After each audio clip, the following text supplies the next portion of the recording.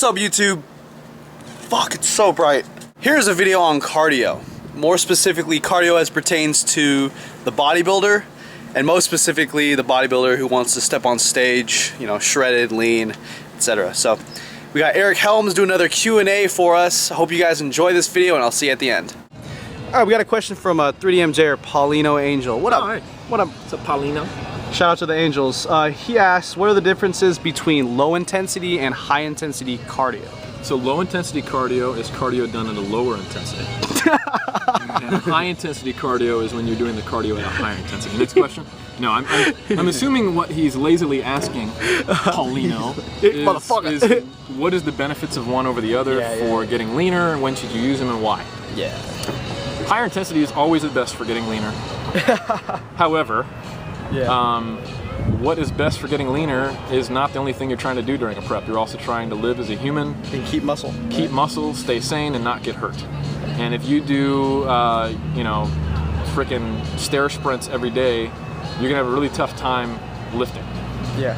So, and the psychological stress, just the overall body stress is super high.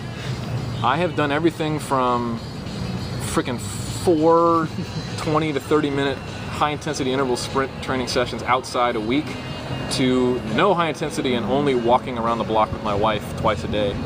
And I can tell you that you just have to look at them as tools, and stop comparing them.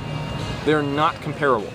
One is burning calories and one is high intensity caloric expenditure that you know, uses a different energy pathway. So nothing wrong with high intensity cardio, just realize that it's going to affect you the same way something else high intensity would, like weight training. And you guys are all about recovery from weight training, you have to be the same way about high intensity cardio. Another thing to consider is just look at it objectively. If you're doing, say, like, you know, 1 minute on, 30 seconds off, or 45 seconds on, you know, 15 seconds off, doesn't that sound a whole hell of a lot like weight training? Right? You're lifting hard for 15 seconds, you take a minute between sets, that's called hypertrophy training. Yeah. So all of these supposed metabolic, biochemical, you know, muscular phenotype, you know, adaptations to the heavy chain isoforms and mitochondrial biosys, you're already getting that from hypertrophy training and weight training. So I have a feeling that if you took somebody who trained with weights 4 or 5 times a week and you added 2 days of high intensity interval training, there wouldn't be significant changes to the way their body works internally from you know, like a, you know, a molecular standpoint, or, you know, so that's my opinion. And when there's research that comes out, it might be different, but I do like some high intensity training as long as it doesn't burn the person out, and that's the main thing you need to focus on. And if you need to burn more calories, you might need to do more lifts if you are having trouble, you know, weight training. You don't want to do too much cardio because honestly, you want to do as little cardio as possible because you want to be a weightlifter. True. But you'll need to do some if you want to get shredded. Some high intensity? No, not necessarily. Okay. There are guys who do no high intensity and get shredded glutes. There are guys who do only high intensity and do shredded glutes. The question is what is sustainable, enjoyable, gets you shredded, and has the least amount of muscle loss and the least amount of stress on your mind, body. Kind of sounds like you can't just look at a person and be like, oh, he needs low intensity. Oh, hell no, you can't. Oh, he needs high intensity. And anyone who says that you can do that is retarded. So it kind of comes down to like trial and error, perhaps? It's fitting the right tools to the right situation.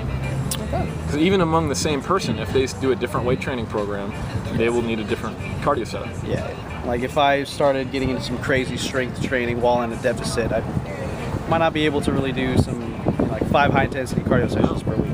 Or if someone's behind the 8 ball, I think you can hold it up. I might throw a couple high intensity sessions at you because you can catch up, you know. But there's a price. There is. High intensity means high recovery. Low intensity means low recovery. Think of it that way. All right, we're gonna move on to the next question. Hey, thanks a lot for asking that question, bro. Okay, next question. All right, guys, hopefully that all made sense. Hopefully that expanded your knowledge of cardio just a little bit at least. You might have noticed that he didn't throw any protocols at you guys, right? He didn't say, okay, a high intensity cardio session has to be exactly like this. He didn't say that low intensity or medium intensity has to be for specific time lengths, or that your heart has to be beating at a certain rate. So that might be leaving you wondering, right? How much should I be doing? How much of high intensity should I be doing? How much of low intensity should I be doing? And to be honest, I mean, I think we both agreed, Eric and I, that those aren't exactly the right questions to be asking. And that is the reason that we're doing these Q&A videos, is to kind of give you that base knowledge of understanding so that you can actually apply these tools. Tools, like you said, it's not a must. These are tools to help you reach your goals. Keep in mind, guys, that it is extremely hard to have any idea what results you're achieving from your cardio if you aren't tracking your caloric intake and your macronutrient intake. I mean, the bare minimum to know whether your cardio, say you just added like 3 sessions per week of low intensity for 30 minutes, say you added that, it would be really hard to know what the effects of that are if you weren't having a stable day-to-day caloric intake. Say you weren't taking in exactly 2,000 calories. One day you were taking in shit way up here, one day you're down here, one day you're here. I mean, it's cool if you're doing that, at least if you're tracking it and you know what's up, you know what the average is. But if you're not tracking your calories or your macros more specifically, you're really not gonna know fucking shit of what's happening here. And that brings us back to the basics, right, guys? It's really important to know your caloric intake and, if possible, your macro intake. Energy in, energy out. To the beginner out there who, you know, isn't down to weigh out every single piece of food, it's helpful to at least keep yourself on a steady pace of calories from day to day. That way, when you do add cardio, if you do add cardio, you can know the effects of it. You can know what the difference is. If you know your caloric intake day by day, and you know how many weight training sessions and how many cardio sessions you're doing per week, and you're not losing weight, just go ahead and increase the cardio a little bit. Or, of course, you can decrease your caloric intake just a little bit, or a combination of both. And that's pretty much it in the simplest terms possible. Thanks a lot for watching, guys, and if you enjoyed this video, please do us a favor. Share, like, and comment on this bitch. Take care. And quit being a little bitch! Ogus cake! Yeah, motherfucker!